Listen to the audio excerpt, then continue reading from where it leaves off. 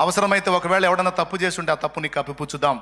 ప్రేమ దోషములను కప్పునని రాస్తుంది కాబట్టి నా సహోదరి తెలియక చేసిందేమో, నా సహోదరుడు తెలియక చేశాడేమో, దిద్దుకునే అవకాశం ఇద్దాం. అవసరమైతే కవర్ చేద్దాం, కప్పిపుచ్చుదాం, కాపాడదామన్న మైండ్ ఉండాలి. కానీ బయటేద్దాం, నలుగురిలో నవ్వుల పాలు చేద్దాం అనేటువంటి ధోరణి మంచిది కాదు.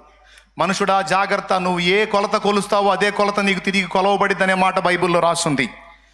ఒక బిడ్డకి మనం ఇలా చేస్తే అదే తీర్పు మళ్ళీ మన బిడ్డలకు జరిగే అవకాశం ఉంది. కనుక ఎవరు స్త్రీ అయినా పురుషుడైనా సరే గుండెల్లో భయం పెట్టుకొని బతకాలి.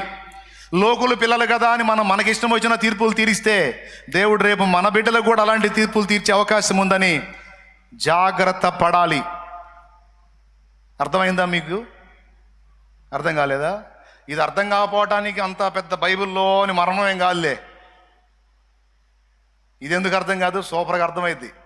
స్తోత్రం. ఏమ్మా మర్మమా?